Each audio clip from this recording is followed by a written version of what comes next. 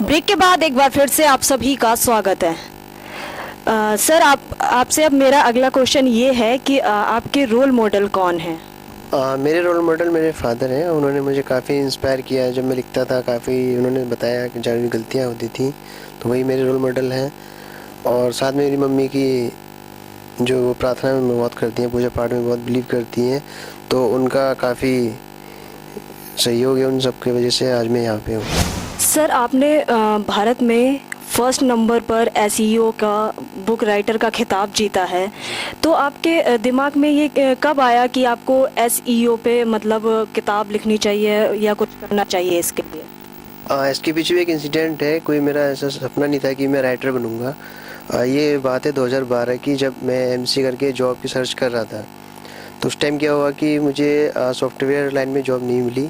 फिर मैं digital marketing की तरफ गया और एक कंपनी ने मुझे हायर किया और वहाँ मुझे 2 महीने फ्री में काम करना पड़ा था। तो उस टाइम मुझे बड़ा ही दुख हुआ कि मैं इतना पैसे खर्च करके पढ़ाई की, उसके बाद 2 महीने फ्री में काम कर रहा हूँ।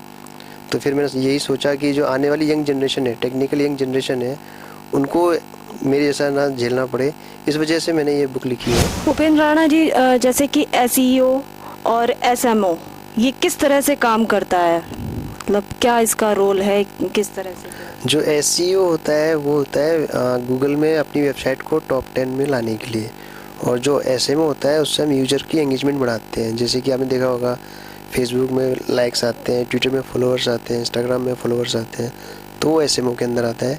एसईओ होता है कि आपकी कोई भी वेबसाइट है, आप उसको टॉप में कैसे लेके आओगे, वो एसईओ के जरिए होता है।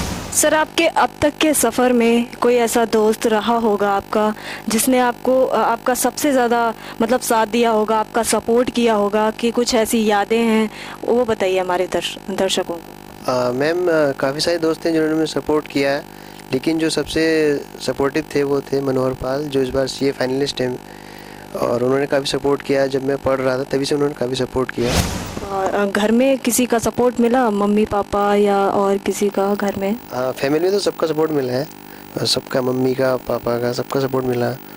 और जो मेरी बुक्स की जो क्रिटिक्स थी, जो मतलब एडिटिंग वगैरह करती थी, वो मेरी वाइफ करती थी, शैली तोमर, वो करती थी। अच्छा, और जैसे कि आपके जो मम्मी पापा हैं उनका यही सपना था कि मतलब आपका राइटर बनना, या फिर उनका ये सपना था कि मेरा बेटा डॉक्टर बने या फिर और कुछ बने, मतलब ऐसा होता है ना कि घर में? हाँ, नहीं, पापा चाहते थे कि मेरा बेटा सॉफ्टवेयर इंजीनियर बने। फिर उस टाइम रिसेशन भी था, कुछ हालात भी ऐसे थे कि मैं डिजिटल मार्केटर बन गया, उसके बाद बुक लिखी।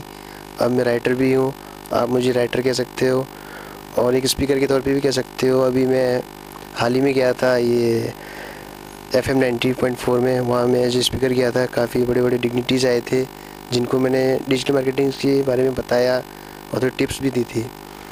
तो आजकल तो मैं 3-4 नाम से जाना जा रहा हूँ, राइटर हूँ, मार्केटर हूँ और स्पीकर भी हूँ।